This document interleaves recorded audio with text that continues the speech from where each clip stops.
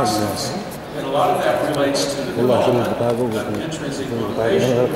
Now, where do these four categories come from?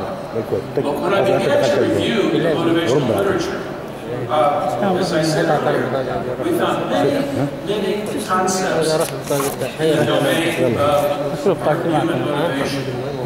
And what we was a qualitative cluster analysis. We examine each of these concepts: curiosity, need for achievement, boredom, attribution theory, and all of the others listed up there. And based upon these attributes, as we analytically broke them down into their basic characteristics, we found that we could cluster them meaningfully into these four categories. And so that's what we did. Now, so the result of that was the theoretical foundation that led to the development of the ARCS model. I might add that this model has a high level of cross-cultural validity. The model is being used, it's already being used in parts of Saudi Arabia, it has been for many years, Indonesia, Malaysia, Canada, Brazil, Turkey, Germany, the UK, the list goes on and on.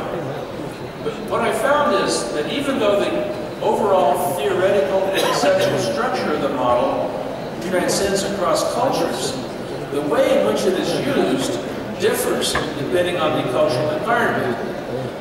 These four categories that I've presented to you are just the tips of the icebergs, at the top of the profile. Underneath them are lists, which are represented in my publications, of more specific, detailed subcategories and subconcepts of motivation.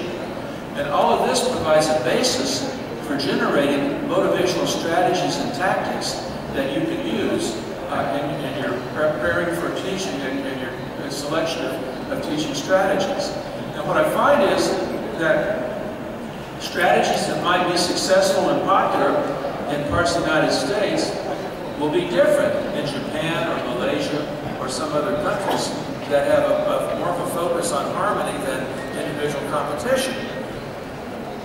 The process of identifying motivational challenges is similar, but the kinds of solutions you derive will differ based on the cultural context. All right, now this part of the ARCS model, which is what you normally see if you do a search on the web for my name and ARCS model, you'll find many people who have listed these four categories and subcategories and give examples of strategies. But the other part of the model that is very, very important is the design process itself. Now, the design process follows a typical problem-solving model. Beginning with gathering background information. What is the gap? What is the gap between where we are and where we want to be?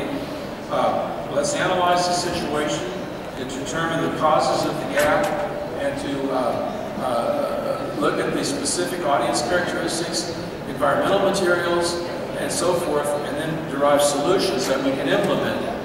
You might have a class where the students are motivated to learn, where teachers are motivated to make changes. So the audience analysis, analyzing the audience, might reveal that they're highly motivated. But then when you analyze the environment, the availability of resources, the provision of enough time to make changes, the availability of models to support the change, you may find that they do not have the environmental supports that they require. And so then the